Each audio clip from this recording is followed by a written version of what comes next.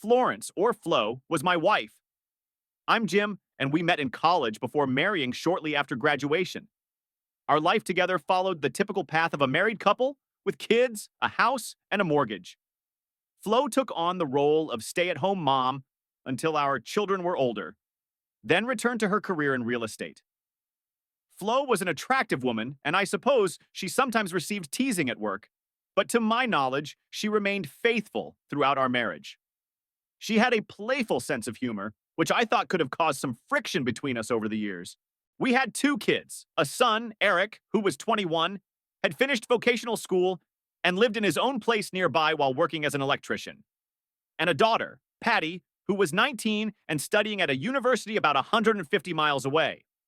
With the kids no longer at home, we looked forward to a peaceful retirement, hoping for some travel and maybe grandchildren to spoil.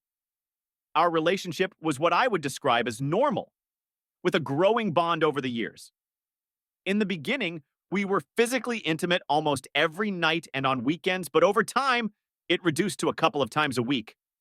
I was fine with this, though it seemed to lessen Flo's interest as well. As time went on, I became skilled at knowing how to please Flo, though something always seemed off. The issue came when a new neighbor moved in about 5 years ago. Roger and his wife, Alice, settled next door, and we struck up a friendship. Roger was known for his love of pranks, which he often played on anyone he could, much to my annoyance. I found myself often the target of his jokes. What bothered me even more was how much Flo seemed to enjoy his antics, especially when they were aimed at me. I tried explaining how uncomfortable it made me, even trying to join in at times, but she didn't seem to care or back down. As time passed, I started to notice that Roger's interest in Flo seemed to go beyond just friendship. Whenever we were all together, Flo and Roger shared laughter over his sometimes crude jokes, while Alice and I stood by, offering only polite smiles. I could tell that Alice wasn't happy with the situation either. I remember one particular day at the beach when Roger mocked a group of people passing by, and to my shock, Flo joined in. Alice and I were stunned by their recklessness, but our attempts to reprimand them were ignored as they continued laughing. I began to sense that things were spiraling out of control. We were over at Roger and Alice's house one evening, with Alice and I relaxing in the backyard, while Flo went inside with Roger to get drinks. After some time, we realized they hadn't returned and went to look for them. When we entered the house, we found no one. But as we started searching, they emerged from the living room, arms around each other, giggling. Roger had lipstick smudges on his collar and around his mouth, and Flo's lipstick was smeared, her hair a mess. Alice and I were left speechless, utterly shocked. Sorry about the delay with the drinks, guys. We got caught up showing Flo my artwork, Roger said, as if nothing unusual had happened. Alice and I stood there in stunned silence, struggling to process the scene. Roger has some amazing prints. You know what I mean, right? Flo added with a smirk. It was then that I finally found my voice. What's going on here? I asked Flo. Why does Roger have lipstick all over him? And why do you look like you've been kissed? Oh, I just got a little too excited admiring Roger's engravings. I guess I got carried away, she said, trying to maintain her composure. You're not mad, are you? She asked, but I could see she was struggling not to laugh.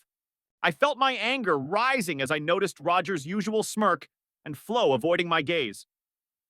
Alice, still clueless, spoke up. Roger, if you think you can carry on like this with another woman in our home, you better think again. Roger and Flo burst into laughter at this. It seemed like Alice had finally caught on and smiled nervously. But I couldn't hold back my anger. One of these days, you two will go too far and it won't end well, I warned them. Oh, lighten up, darling. It's just a prank. If you could see how you both looked, you'd find it funny too, Flo said, still laughing. Come on, let me fix you a drink and we can all laugh this off, Roger said, walking toward the kitchen, with Flo following behind, still giggling. Alice and I exchanged glances, shrugged, and followed them, shaking our heads in disgust. One day, Alice, they're going to take it too far, I said. One of these pranks will backfire, and someone's going to get hurt. Alice agreed with me. That night, when we got home, I could tell Flo was aware of my lingering anger, especially about her role in the prank. I'm really sorry, honey, she said. I just got caught up in the moment. Nothing serious happened. I just smeared some lipstick on him and messed up his hair. We never thought you'd be upset. We were going to stop before you and Alice showed up. Are you still mad? I'm trying not to be, Flo, but you have to stop getting involved in Roger's pranks. I almost had a heart attack when I saw you looking like you were kissing him. You know how much loyalty means to me. I understand, honey, she said. I value loyalty just as much, and I'd never do anything to hurt you.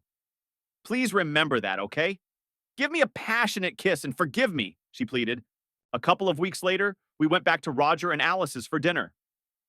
After the meal, Roger got a phone call that he mistakenly thought was for Alice. Alice worked as an ER nurse at a local hospital. After he hung up, he told Alice, "It's the ER. There's been a bad car accident, and they need you there right away." Alice quickly changed and left for the hospital. Once she was gone, Roger turned to me. "Hey, could you give me a hand with a project in the basement?" I agreed, and Flo remained quiet, avoiding eye contact. At the time, I didn't think much of it. Roger led me downstairs to his basement. "I need you to hold something while I attach it to the ceiling," he said. "It's not too heavy, but I can't hold it up and fix it at the same time, and Alice is too short for this." "Sure, sounds simple," I said. Roger directed me to a metal support post near the stove, where he took a small box with a power cord and hoisted it up to the ceiling. I noticed Flo was following us downstairs and watching with a smile. Again, I didn't think much of it. "Now hold this while I attach it," Roger said, handing me the box. "What's this for?" I asked, lifting my hands to grab it. He told me to hold it in place while he got his tools. As I stood there, trying to keep the box steady, something clicked around my wrists. I realized too late that I had been handcuffed to the pipe. Shocked, I turned to see Roger wrapping his arm around Flo's waist as they both looked at me, smirking. My mind raced as I demanded, "What's going on, Roger? Get these damn cuffs off," I yelled. "Sorry, buddy, can't do that," Roger responded. "Flo's so fond of my prints. She wants another look, but this time, we don't need you or Alice around." He and Flo started climbing the basement stairs, with Flo dramatically swaying her hips as they left. "Let me loose. This is going too far, Roger."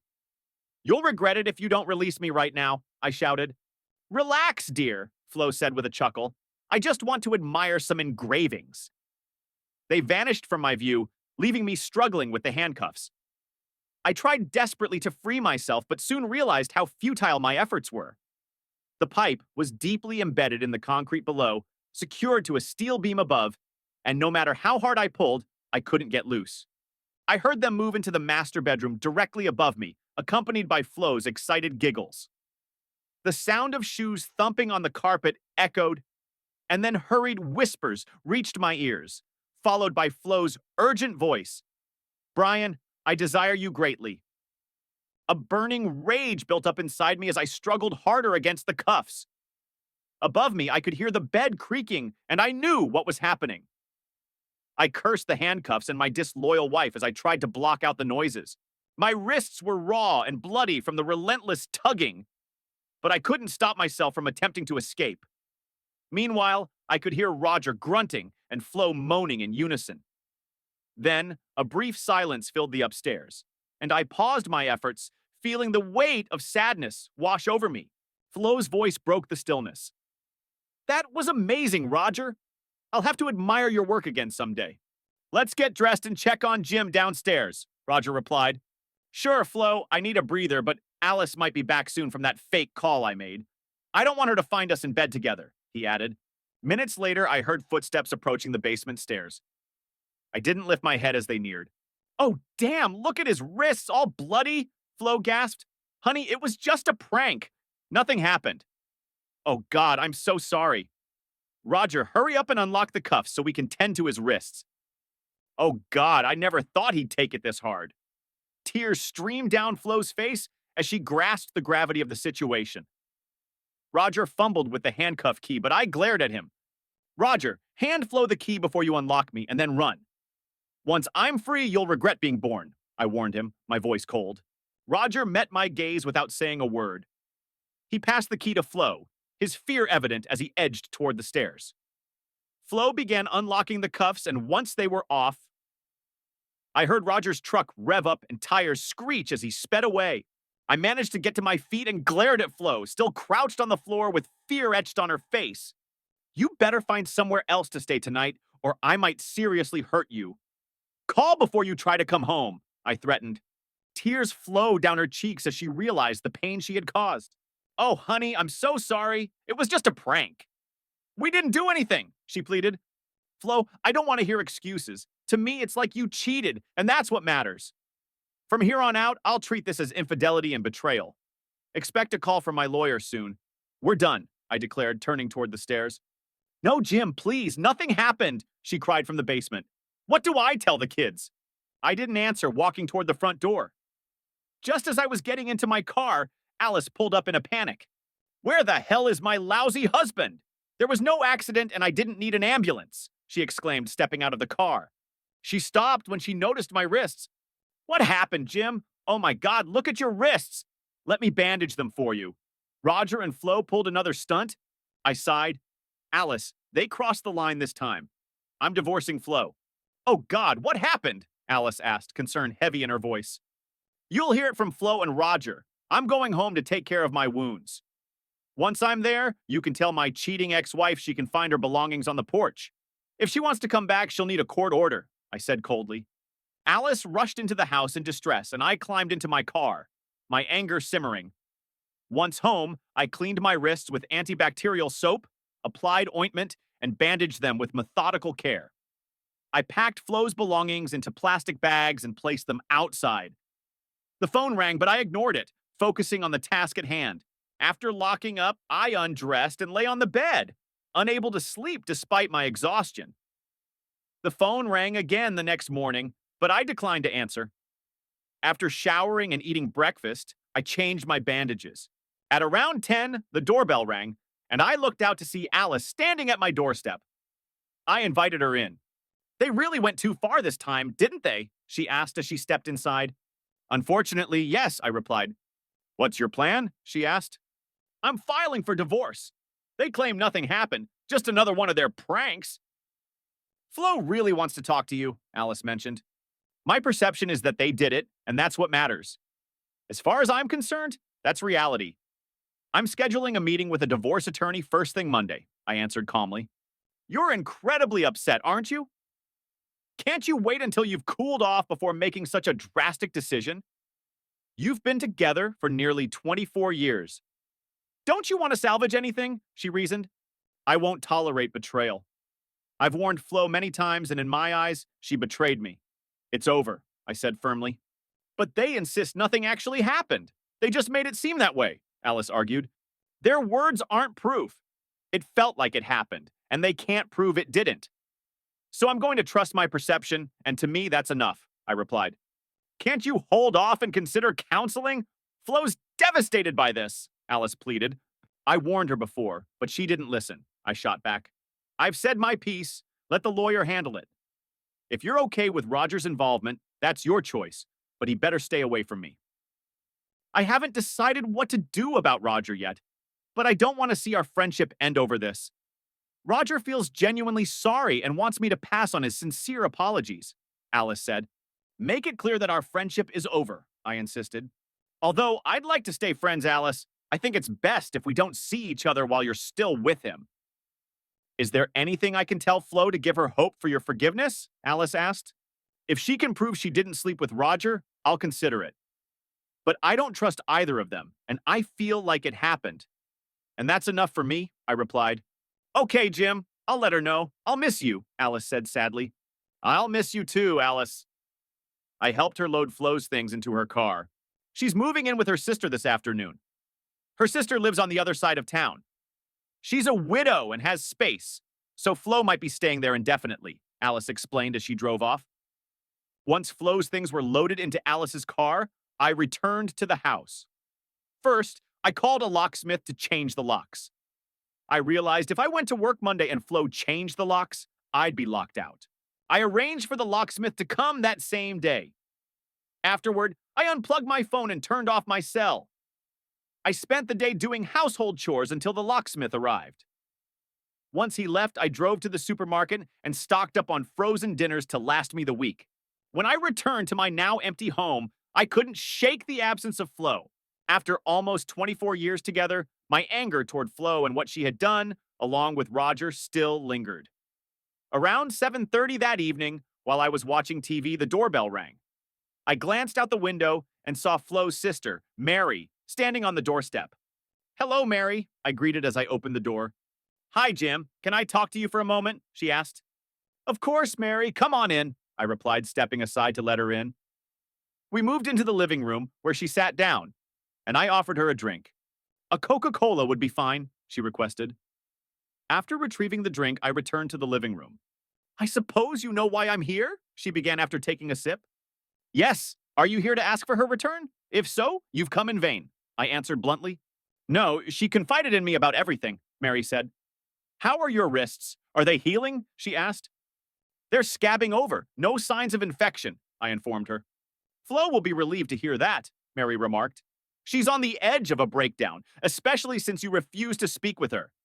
That's why I'm here, to deliver a message. Or rather, a few messages."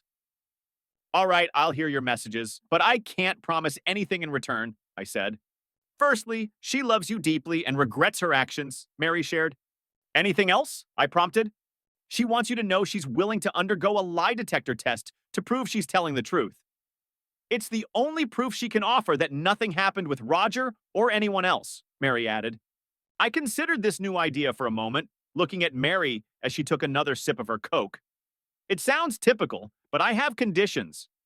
First, proof that she didn't sleep with Roger doesn't guarantee reconciliation. Second, Roger must take the same test, and the results need to match. Third, I require approval from the test administrator for the questions. Lastly, I won't pay for the tests." "That seems fair, Jim, but wouldn't you consider reconciling more if the tests prove their honesty?" Mary asked. "No," I said firmly. "She hurt me deeply. Even if I decide to take her back, it will take a long time to forgive her." "I understand, Jim. I'll tell her your terms. I'm truly sorry for her foolishness when she came by this afternoon, but she looked so distressed that I couldn't think of anything to say that would make things worse. She knows the mistake she made and the pain it caused you. I'll give her some sleeping pills to help her rest tonight. Also, she contacted your children and confessed what happened. They seemed upset with her. She hasn't stopped crying since speaking with them. I should return now to give her your message."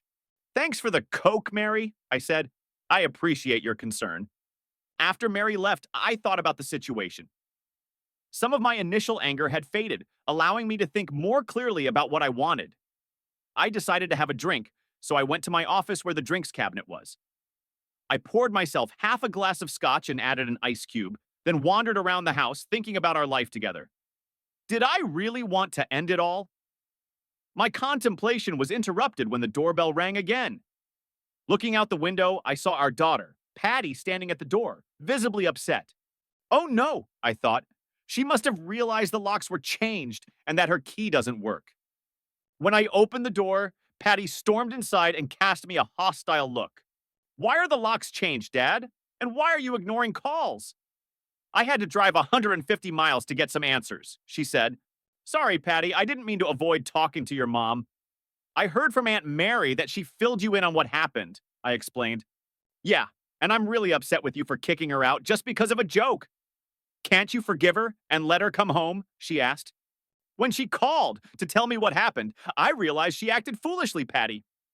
But it went beyond just a joke. I've warned her about the pranks she and Roger were involved in, but she ignored my warnings. I didn't get much from Mom during our phone call, but I gathered it was all meant as a joke." "What could be so bad about that?" Patty asked. I sighed and elaborated on the events, starting with the earlier lipstick prank, then explaining the more serious joke, and revealing the injuries on my wrists by rolling up my sleeves. "Daddy, this is awful!" she exclaimed. "Is that when you asked her to leave?" "Yes," I replied. "Sounded like they might have had sex. It seemed just like the noises your mom makes in her bedroom. Or they could be very good actors. I believe they did it. That's my reality, unless she proves otherwise. I suggested she take a lie detector test, and Roger too. If the results are truthful, I'll have to trust her. But it really hurt that she thought I'd find being betrayed a joke. I may not be able to forgive her. I'm really sorry about all this, Dad." I hope you and Mom can work through it because I love you both, despite what she did. I'm trying to make it work, baby, because I miss your mom, but I'm still struggling with how she disrespected me, I admitted. Okay, Daddy, I understand, she said. Now that I know what happened, I'm going to visit Mom and try to calm her down. I'll probably stay at Aunt Mary's tonight, and I have to go back to school tomorrow. Please turn your phone back on so I can reach you. Eric also wants to talk to you. He's working upstate and tried to call you after Mom contacted him. Sure, baby, I'll turn the phones back on once you're gone. Come here for a hug. I hugged her tightly, feeling how much she resembled her mother, which was both comforting and unsettling. I loved her deeply. She'd always been my little girl. Goodbye, Daddy, she said, opening her car door. I waved as she drove away, and then went back inside to resume my drink. I turned my phones back on, feeling a mix of emotions. A couple of days after Mary visited, she called to tell me that Flo had agreed to my terms for the lie detector test, and Roger had also agreed. Roger even offered to cover the cost of his test as a sign of remorse for his involvement in the prank. Mary also gave me the contact information for the testing administrator. While my anger toward Flo had somewhat eased, I felt despondent. If she truly loved me and hadn't been physically involved with Roger, how could she participate in such a humiliating joke? I began to wonder if her love for me had faded, despite her claims of wanting reconciliation. It all came down to whether I was willing to stay in a marriage that lacked love if the test confirmed no sexual involvement. Flo tried to reach out to me multiple times, but I ended the calls as soon as I heard her voice. Her sister continued to act as an intermediary, passing on Flo's apologies and desire to reconcile. However, I maintained my position, insisting that I would wait for the results of the lie detector test before making any decisions. During this time, our son Eric strongly urged me to forgive his mother and let her return home. Despite my efforts to explain the pain her actions caused, he struggled to understand my hurt and continued to ask for her return. I realized that if we divorced, our relationship might suffer irreparably. Thankfully, Patty showed more empathy and support for my situation. After receiving the contact details for the test administrator, I reached out to legal and law enforcement contacts for advice. Reassured by their guidance, I scheduled an appointment with the administrator, confident that he could carry out an impartial test. The next day, I learned that Flo and Roger had already contacted the test administrator, Jack Heron, and scheduled their test for 2 days later. They had named me as an authorized party to control the questions asked. The following day, I informed my boss that I needed personal time and visited Jack Heron's office. After explaining the situation, we discussed the questions he would ask to determine if Flo and Roger had engaged in any physical intimacy. Jack assured me that he would ask the same questions to both parties, compile their responses, and provide a final written report. He agreed that matching test results would confirm that no sexual activity occurred. If the tests showed otherwise, trust in Flo might be irreparable, leading to divorce. Returning to work, I felt more assured that clarity regarding any physical involvement would soon emerge. But I knew that difficult decisions lay ahead over the next 3 days. I stuck to my usual work routine, staying late to avoid returning to an empty house. I had my evening meals at a nearby diner, followed by a drink at home, where sleep eluded me. The absence of Flo's warmth and affection weighed heavily on my mind. As the morning of the lie detector test approached, uncertainty still lingered, but I hoped that a clear result would pave the way for Flo's return, with the assurance that she would stop with the hurtful pranks, especially after seeing how deeply the last one had affected me. The calm didn't last long, though, as the phone rang just after 11. Jim, it's Alice. I found something important. Roger's at the testing center. Can you come now? Her voice had an ominous tone, which made me hurry next door. Following our usual routine, I entered through the front door and heard Alice's voice from her office. I found her sitting at her desktop computer, wearing a worried expression. Jim, I need you to see this, she said, motioning for me to sit beside her. Roger's been acting strangely since Tuesday. A couple of times, I caught him quickly minimizing something on the monitor when I passed by. He also tends to leave the room when he's on the phone. I'm pretty sure he spoke to Flo yesterday. This is my first chance to check the computer without him around. With that, Alice clicked on the Google icon, pulling up Roger's search history from the last few days. My blood ran cold as I scanned through the entries. There were several searches on how to beat a lie detector test. Alice and I sat side by side, reading through the pages Roger had visited. After going through enough, we retreated to her living room to talk. Our conversation continued until we heard Roger's car pull up outside. When he came in, he greeted us with a weak smile, taking a seat on the couch opposite us. If I hadn't been paying close attention, I might have missed the slight limp as he favored his left leg. That gave me all the assurance I needed. Roger, I believe you passed the test with flying colors, I said. Honestly, I had a feeling nothing happened that day. Alice gave me a puzzled look, but I realized I hadn't shared my plan with her yet.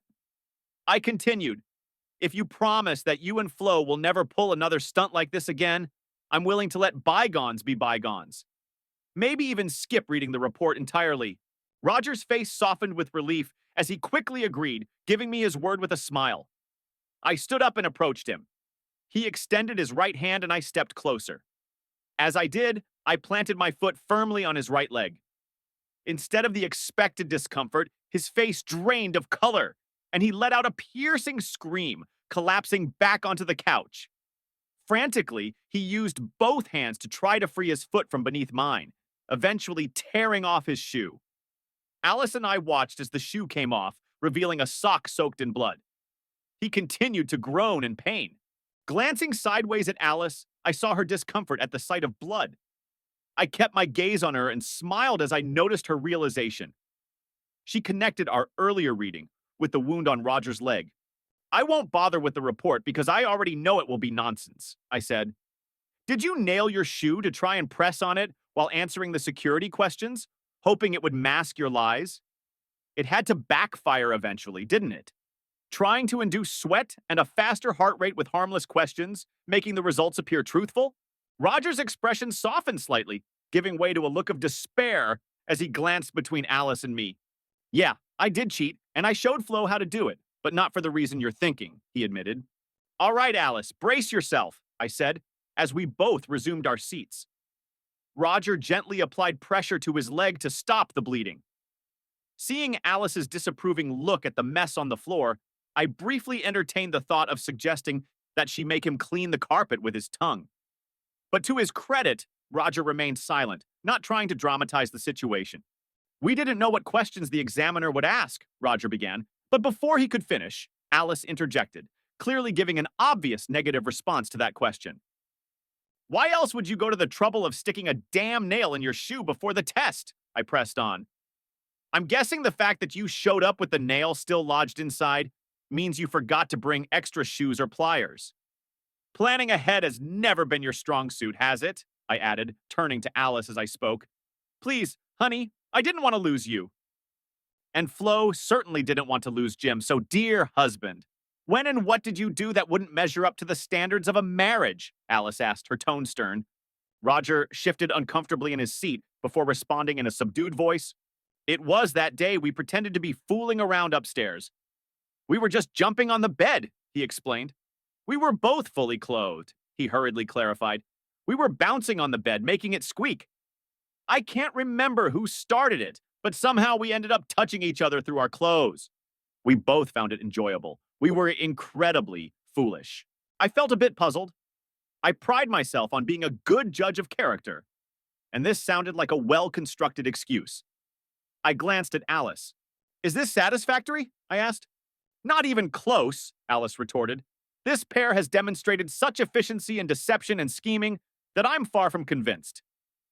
Alice continued, Roger, tend to your leg. Apply some antiseptic, bandage it, and then I suggest you leave. I need time to think. Plus, there's the matter of cleaning up yet another one of your messes. She pointed to a stain on the carpet near Roger's foot. Despite his acting skills, Roger's dread was clear. His face betrayed his deep concern for the fate of his marriage. I have a video, Roger suddenly blurted out. What? I exclaimed, our voices in twisted unison. I installed a camera in our bedroom before we handcuffed you in the basement. I captured everything, he confessed. Before I could react, I snapped, then why the hell didn't you mention this a few days ago? Roger didn't need to respond to that. If the video showed them pleasuring each other, even fully clothed, it wouldn't be something two spouses eager to reconcile would want to share. Personally, I believe that the boundary of infidelity goes far beyond the physical act. Even something as simple as a kiss on the lips can cross a line that should not be crossed. Flo feared your reaction, Roger explained.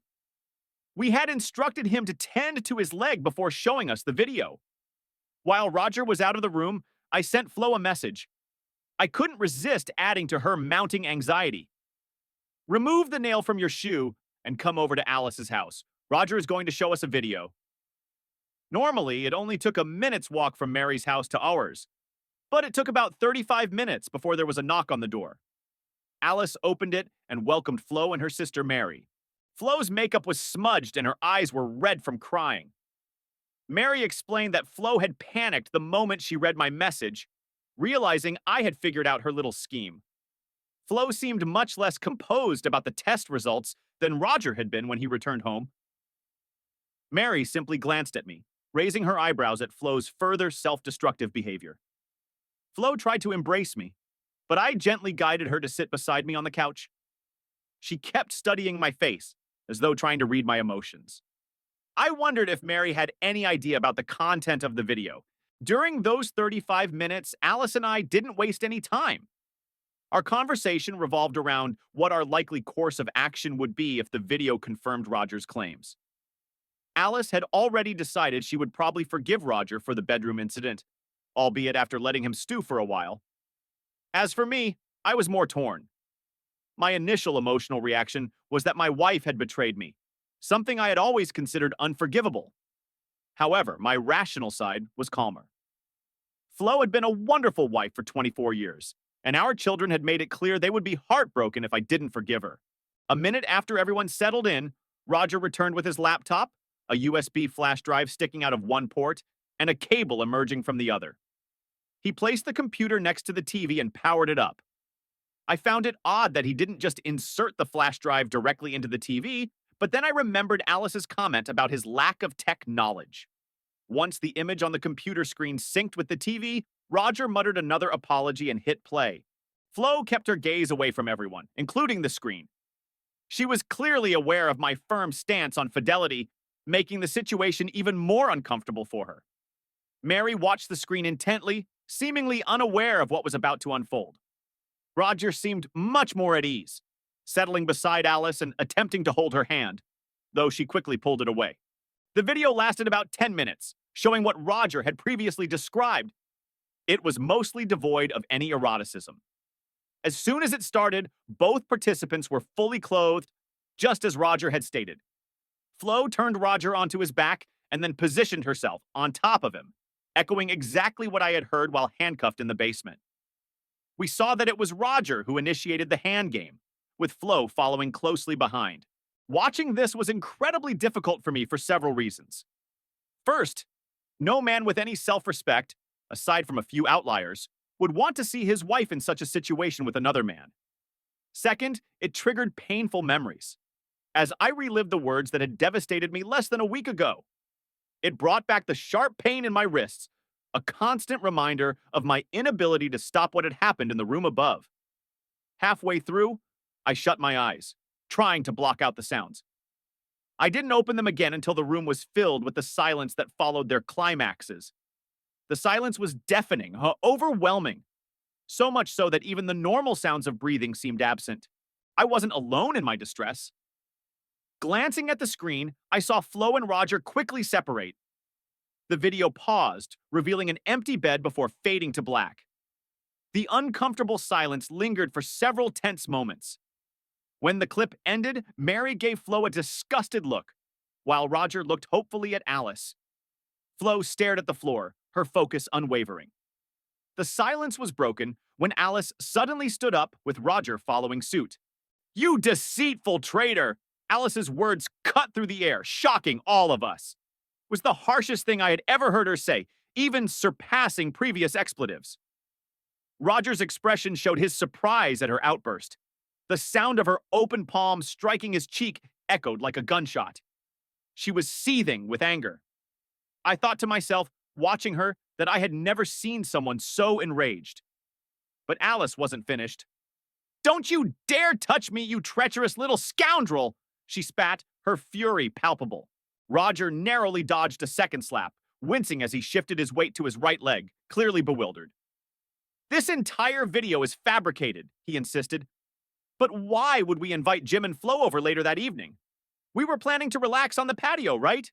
Alice's question came out more like a growl, but she continued, But because of the rain, we decided to stay indoors. Do you remember now? Roger still seemed confused, but nodded along with Alice's explanation. Alice pointed sharply at the TV screen. Look at this fool, she said. The sunlight coming through the window shows it's not only a sunny day, but also morning. This window doesn't get direct sunlight until noon. You made the whole thing up, didn't you? Roger's expression changed from confusion to horror. That was all the confirmation I needed of their deception. The shift from contemplating forgiveness to making a firm decision was jarring. I hated feeling humiliated, but I had to acknowledge there was only one possible explanation. They had tampered with the video. The moments that followed were tense. Flo let out a loud groan and fled out the door, while Mary sat there, stunned. Alice advanced toward Roger, who tried to move past me, using me as a shield. I took a single step forward, exerting all my strength as I brought my foot down on his injured leg. Instinctively, he doubled over, and as his head reached near horizontal, it met my knee coming from the opposite direction, snapping his head back. Blood sprayed from his flattened nose. He joined Flo in a hasty flight away from the house, leaving the three of us locked in a grim tableau. Alice stood, staring at me. Trembling, with tears streaming down her face, Flo's sorrow was something I could deeply empathize with. For the second time in a week, the man I had loved without reservation for nearly 25 years had broken my heart. The shock was doubled by the realization that this was the same person who had kept my hope alive during tough times. Mary remained seated, seemingly stunned by her sister's recklessness and probably horrified by the lies Flo had undoubtedly told her over the past week. I walked over to Alice and wrapped her in a hug, holding her as she shook uncontrollably, mourning the collapse of her marriage. I've always preferred to grieve alone, saving it for later, but in that moment I stayed composed, maintaining a clinical calmness amidst the chaos. Already I was formulating a list of questions, regretting allowing Roger to leave with only a broken nose. I glanced at Mary, wondering about her reasons for staying. Was she there to apologize for her part in this mess, or was she simply unable to look away from the disaster unfolding before her? Unable to answer this without breaking my connection with Alice, which I had no intention of doing, I let my mind wander. It became clear that while Roger was intelligent and skilled at manipulation, he wasn't as clever as Alice. If she hadn't noticed the sunlight clue, we might still be two successful couples. In hindsight, the doctor video had been a smart move, but I struggled to reconcile this with the fact that I was being deceived. I was sure that the soundtrack matched perfectly with the words I'd heard that weekend, leading me to a logical conclusion that fit neatly into my mind, like the penultimate piece of a puzzle. They must have either overlaid the old soundtrack onto new footage or replicated the sounds and words in real time using recordings from the original event. Suddenly, Roger's actions of playing the file through his laptop made sense. After giving Alice one final hug, I gently lowered her onto the couch and moved to my laptop. I sighed in relief when I saw that it hadn't gone into sleep mode, which would have required a password to access.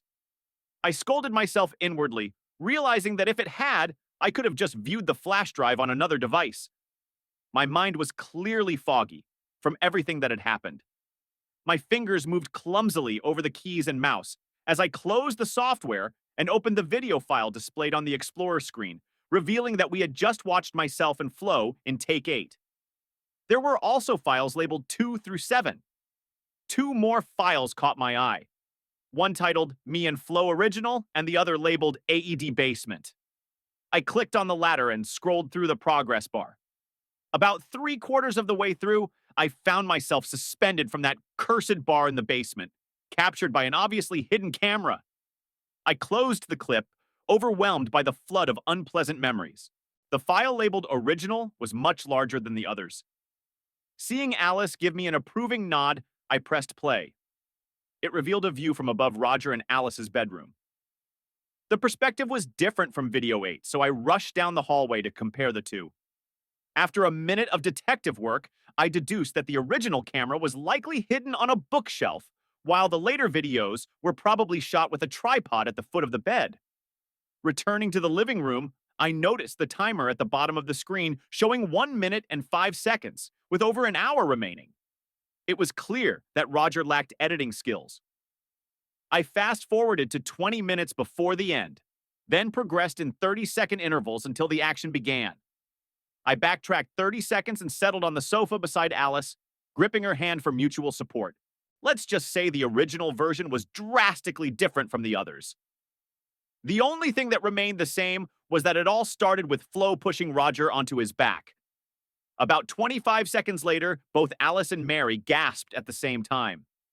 Due to the camera angle, Flo's face came into view as she turned her head, glancing down and to the left of the camera. To simplify, there was a grate at floor level that led into a channel carrying the crucial sounds of their prank to the basement where I was trapped. The expression on Flo's face, the one that caused the gasps, was revolting. My wife knew exactly what I endured in that basement that night, and she took pleasure in it. She enjoyed tormenting me mentally. I fought the urge to vomit when Roger noticed where Flo's gaze was fixed on the screen. He smirked maliciously. Still in shock, with tears flowing down her face, Flo's distress was something I could deeply relate to. For the second time in a week, the man I had unconditionally loved for nearly 25 years had shattered my heart. The revelation that this was the same person who had kept my hope alive during our rough patches was all the more jarring. Mary stayed seated, looking visibly stunned by her sister's thoughtlessness and likely horrified by the lies Flo had fed her over the past week. I moved toward Alice, wrapping her in an embrace as she shook uncontrollably, mourning the end of her marriage. I've always preferred to grieve in private, saving it for later, but in this moment, I remained composed, maintaining a clinical calm amidst the turmoil. I was already beginning to form a list of questions, regretting that I had let Roger leave with only a broken nose. I glanced at Mary, wondering what had kept her there. Was she staying to apologize for her role in this disaster, or was she unable to look away from the mess unfolding before her? I couldn't answer this without breaking my connection with Alice, which I had no intention of doing. My thoughts raced as I realized that while Roger was intelligent and skilled at manipulation, he wasn't nearly as clever as Alice. If she hadn't picked up on the sunlight clue, we might still be two successful couples. In hindsight, the doctor video had been a clever move, yet I struggled to come to terms with the fact that I had been deceived. The soundtrack perfectly matched the words I had heard that weekend, leading me to a logical conclusion that fit perfectly in my mind, like the final piece of a puzzle. They must have overlaid the old soundtrack onto new footage, or replicated the sounds and words in real time, using recordings from the original incident. Suddenly, Roger's decision to play the file through his laptop made sense. After giving Alice one last hug, I gently lowered her onto the couch and moved toward my laptop. I exhaled in relief when I found it hadn't gone to sleep, which would have required a password to access. I mentally chastised myself, realizing that if it had, I could have just used another device to view the flash drive. My mind was clearly clouded by everything that had happened. My fingers moved clumsily over the keyboard and mouse, closing the software and opening the video file that was displayed in the Explorer window, revealing that we had just watched Take 8. There were also files labeled 2 through 7. Two other files caught my attention, one labeled Me and Flo Original, and the other titled AED Basement. I clicked on the latter and scrolled through the progress bar. About 3/4 of the way through, I found myself hanging from that cursed bar in the basement, captured by a clearly hidden camera. I quickly closed the clip, overwhelmed by the flood of painful memories. The file, labeled Original, was much larger than the others. Seeing Alice nod approvingly, I pressed play.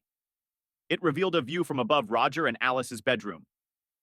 The perspective was different from the video 8, so I rushed down the hallway to compare the two. After about a minute of careful investigation, I realized that the original camera was probably hidden on a bookshelf, while the other versions were likely captured by a tripod camera at the foot of the bed. When I returned to the living room, I noticed the timer at the bottom of the screen showed 1 minute and 5 seconds, with over an hour still remaining. It was clear that Roger had no editing skills. I fast forwarded to 20 minutes before the end, then advanced in 30-second intervals until the action started. I went back 30 seconds and settled down on the couch next to Alice, holding her hand for support. Let's just say that the original version was radically different from the others. The only similarity was that it all began with Flo pushing Roger onto his back. About 25 seconds later, both Alice and Mary gasped at the same time. Due to the camera angle, Flo's face came into view as she turned her head, glancing down and to the left of the camera. To simplify, there was a grate at floor level, which opened into a channel that carried the critical sounds of their prank to the basement, where I was trapped. The expression on Flo's face, the one that caused the gasps, was disturbing. My wife knew exactly what I endured in that basement that night, and she took pleasure in it. She relished tormenting me mentally. I fought the urge to throw up when Roger noticed where Flo was looking on the screen. He smirked maliciously,